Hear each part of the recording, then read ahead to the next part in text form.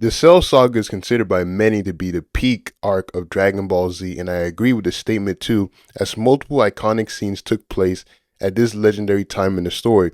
But instead of discussing those infamous moments, we need to discuss about the 4 biggest clowns in the Cell Saga. So without further ado, let's get right on with the video. Krillin is one of the GOAT characters in Dragon Ball and a homie that all Dragon Ball fans love, but this man was on absolute clown watch as soon as Android 18 entered the story, as the man had fallen deeply in love with her. It's understandable.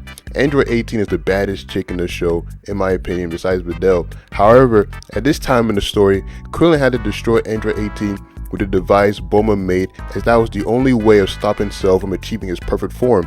But do you know what this man Krillin ended up doing instead?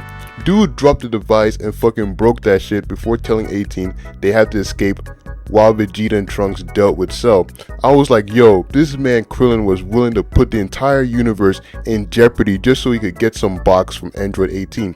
Of course, all dumb decisions come with valid consequences, as Cell proceeds to foderize Krillin as soon as he reaches perfect form. I love Krillin as much as the next guy, but the man deserved that Trish Stratus kick for how down bad he was in this arc. Now we need to talk about the biggest clown in this arc and the huge culprit for why Cell was able to achieve his perfect form, Vegeta. This man Vegeta ascended past the Super Saiyan and had all the power in the world to send the main villain of this arc to the afterlife. And you know what this receding hairline man did? This man Vegeta gave permission for Cell to absorb Android 18 and watched as Cell proceeded to make 16, 18, and Krillin's lives a living hell. I was like, Vegeta man, why are you like this? This is the same bullshit you pulled earlier in the Android Saga. Like, that life-changing ass-beating Android 18 gave you 30 episodes before didn't at least make you consider annihilating the next big threat quicker once you got the required levels of strength? Like, the situation turned south so fast that Trunks decided to destroy Cell himself as he realized his father was on some crack right now. But nah, that man Vegeta appeared right in front of Trunks and started throwing hands with his son. I was like, nigga, Trunks came back to the past to ensure you and the other Z fighters don't get sent to the afterlife like his own did. And this how you repay him? I got so happy when Trunks packed up Vegeta into the sunset. Like, the man cares about his father, but he also cares about the state of humanity as well.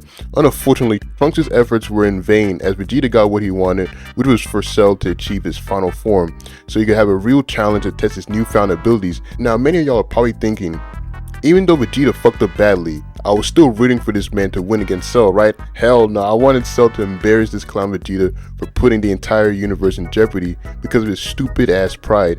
And Cell didn't disappoint as the bro humbled this man Vegeta for being such a dumbass and allowing him to absorb 18. I love Vegeta, he's my second favorite character in Dragon Ball Z, but this is still his most deserved ass beating in the series for his foolishness. The next clown we're going to discuss is Goku. Goku decided to forfeit in his match against Cell as he knew there was no way of him beating the android. Also because he believed his son Gohan would have a better shot at defeating Cell. But here comes one of the wildest scenes in the show as Goku chucked the Senzu beam at Cell while the rest of the squad were looking at him like, is this nigga serious for real right now? Like, this man Cell is responsible for killing majority of the population on Earth, and you decide on giving his evil ass a Senzu beam? I was astonished at the scene, man, and this stupid move led to 2 crazy moments occurring.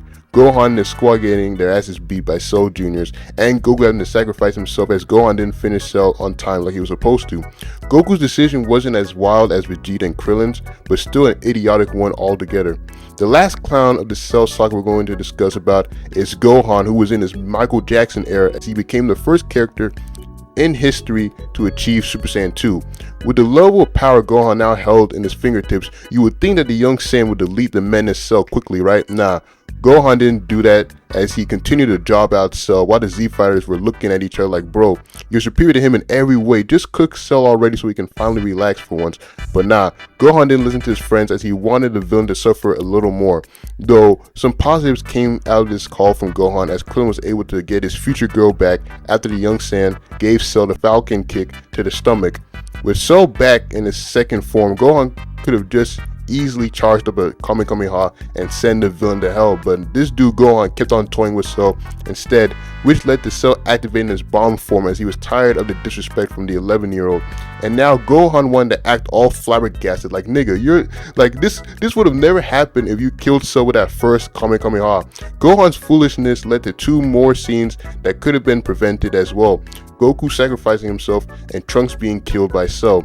At the end of the day, Gohan was able to redeem himself by packing Cell to the afterlife with a father-son Kamehameha, but this was so wild to me. Like, the Cell sagas will always be my favorite arc, bro, but like this arc entirely, like, it could have been prevented so many times. Like, but the biggest clown out of these 4 that I spoke to you guys about is easily Vegeta, because Vegeta, he had the power, he had everything to stop Cell, but this man did not want to stop Cell because of his goddamn pride. Like, it's just funny to me because, like, in like the Android saga, Android 18 gave that man the life-changing fade of the century. She broke that man's arm. She had that man crying out in pain when she stepped on his broken arm. Like, you think after that beating, that embarrassing beating that he got, that Vegeta would, you know, have his mind set straight and wax the next villain that comes up. But nah, that man Vegeta was toying around. He was like, so you can go get Android 18. I don't care, bro.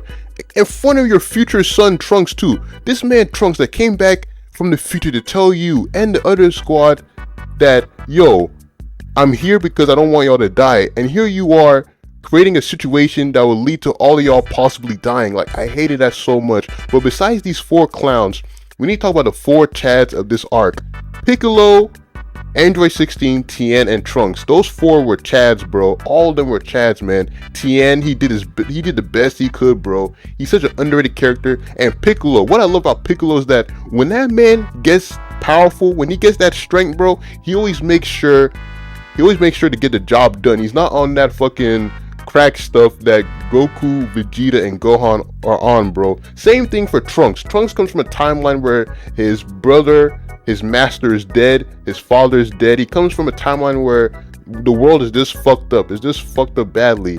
And so Trunks was not on that bullshit either. Even after they defeated Cell in the normal timeline, as soon as Trunks pulled up back in his timeline, he made sure to delete the androids and Cell. Like, what I love about Trunks and why I think he's probably my favorite Saiyan out of all the Saiyans in the series is that man, he knew how to get down to business. He was not on that bullshit like Goku, Vegeta, and Gohan were. But anyways, you guys let me know your thoughts on these 4 clowns in the Cell Saga. Who do you think was the biggest culprit, the biggest clown in this arc for what they did? In my opinion, I believe it was Vegeta, because Vegeta, he had the power. He could have easily ended semi-perfect Cell just like that. And then Krillin, you know, Krillin was also a clown too, but you got to feel for him. You know, Goku had his girl, Vegeta had his girl. He didn't have a girl yet, so I know as soon as he saw Android 18, she was bad as hell. And the fact that she even kissed him too, like, I know that man was feeling some type of way. And then Goku is Goku, man, but that nigga throwing the sensu beam